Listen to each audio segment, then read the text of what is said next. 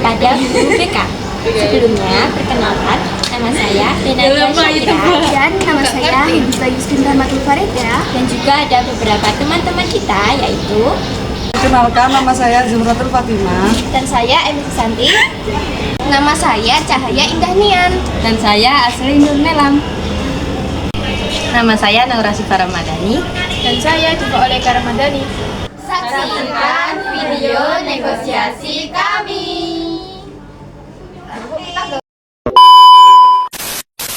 Assalamualaikum warahmatullahi wabarakatuh. Waalaikumsalam warahmatullahi wabarakatuh. Jadi kita di sini sudah bersama Bu Imran sebagai narasumber atau pemateri kita pada waktu pembelajaran kali ini. Langsung saja Bu. Ya, jadi pertanyaan pertama kita itu gini Bu, kalau semisal habis pembagian raport itu kan tidak ada nilainya ya. Nah kalau kita itu sebenarnya udah dapat nilai di atas KKM, tapi belum sesuai dengan apa yang kita inginkan gitu.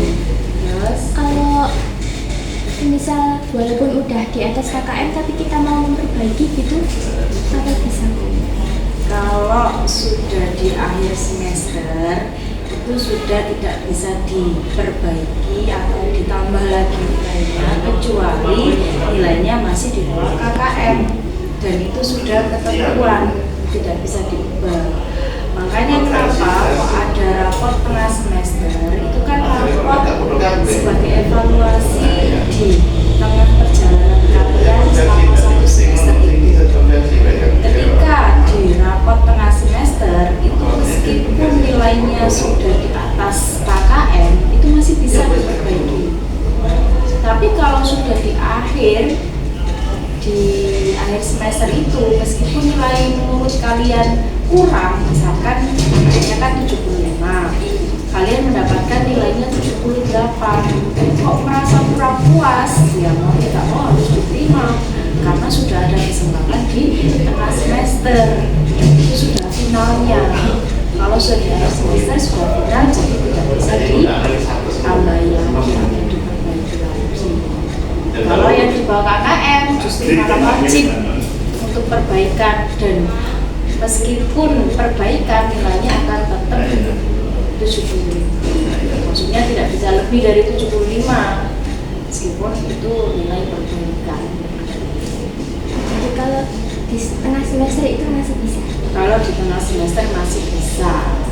Kalau di akhir semester itu sudah tidak bisa. Setelah itu Bu, kan misal kita kan masih kelas 10 Ya. setelah ini kan mau melanjut ke kelas 11 Ya. Kalau misal yang sama rekomendasikan ke kelas IPA, sedangkan kita sendiri pengen ke kelas IPA itu kita harus, kan kita bimbang gitu, kita Ya. harus pergi ke yang mana. Jadi untuk mengarahkan anak-anak di kelas mana nantinya dominan IPA, dominan IPS, atau dominan bahasa, itu kan sudah ada hasil tes IQ-nya, itu yang pertama.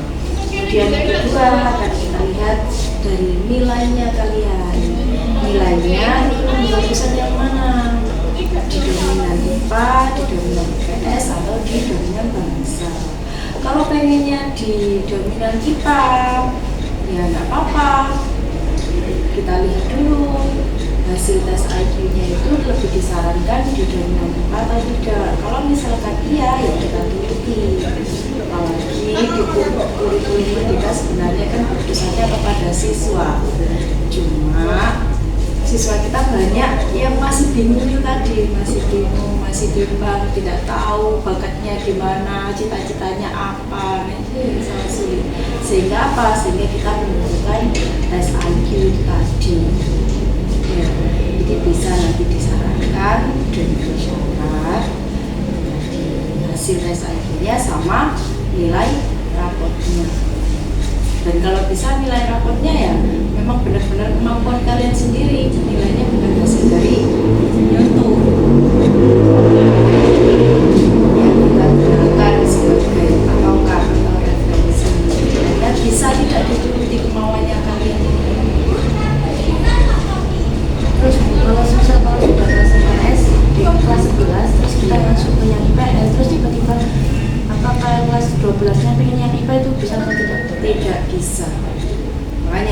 dipikirkan matang-matang. Ini kan besok mungkin di tengah semester 2 ini atau enggak di akhir semester akan saya tanyai satu persatu. Kira-kira cita-citanya apa? Rencana kuliahnya nanti jurusan apa? Kemudian saya lihat juga nilai akhir semester di semester 1 kemarin dan juga nilai di tengah semester 2 ini. Gitu. Kalau sudah masuk di salah satu kelas, meskipun itu misalkan sama ya F1, F2, yang awalnya F2 mau pindah ke F1, meskipun itu sama-sama dominan IPA tidak akan bisa pindah. Jadi memang sudah ketentuan seperti itu, kecuali ada hal yang sangat darurat tapi jarang sekali bisa. Apalagi beda mata pelajaran. Kalau kelas 11-nya sudah di dominan IPS, di kelas 12 pengen masuk ke dominan IPA, sudah mustahil. Kalau itu misalnya kita itu ikut jurusan IPA di kelas 11 dan 12, tapi kita kuliahnya itu pingin ke psikologi, kan psikologi itu lebih ke IPS ya, itu apa sih bisa?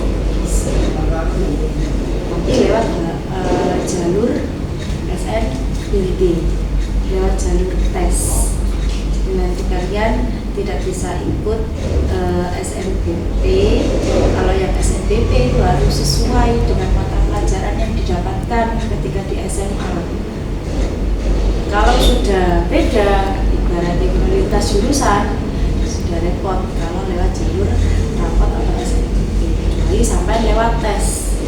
Jadi tes terserah. Rekomendasi kuliah buat kita yang menurut apa nilai rata-ratanya masih belum baik-baik banget itu apa? Kalau sudah beda, ibaratnya prioritas jurusan, sudah repot kalau lewat jalur rapot atau SNBP. Kecuali sampai lewat tes. Jadi tes terserah. Rekomendasi kuliah buat kita yang menurut apa nilai rata-ratanya masih belum baik-baik banget itu apa? Maksudnya gimana? Kan kita kan dibilang kita kan ya nggak terus stabil. Kalau kita itu pengen ke kayak universitas negeri yang bilang cukup besar ini buat kita itu apa gitu.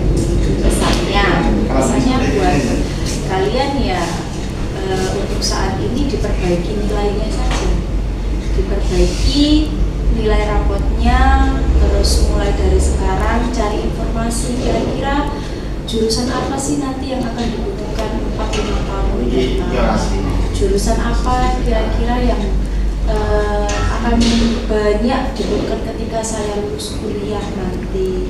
Ketika sampai lulus kuliah berarti kan kuliah 4 tahun kira-kira, sekarang masih kelas 10, berarti harus mencari jurusan yang nanti dibutuhkan 7-8 tahun ke depan.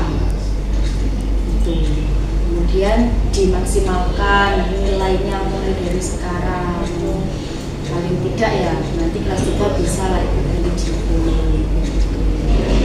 Ya, selain itu kalian juga tidak hanya mengumpulkan nilai, malah mengumpulkan non nilai sebenarnya nilai tapi buat hasilnya apa tidak, tapi juga harus dicari pengetahuannya juga, ilmunya juga harus didapatkan. Ya udah Bu, makasih Sudah? karena sudah meluangkan waktu untuk membantu kita. Sama-sama. Selamat aja mau pas kosong biasanya anak-anak janjian gitu. Maaf Bu, tetap. Iya nggak apa-apa. Untungnya kok duitan di sini gitu. Iya nggak apa-apa. Ya udah Bu, sekian. Terima kasih. Wassalamualaikum warahmatullahi wabarakatuh. Sama-sama. Waalaikumsalam warahmatullahi wabarakatuh. You didn't have to cut me off like I can never know we were nothing. I don't even need your love, but you treat me like a stranger and I feel so loved. Sekian dari kami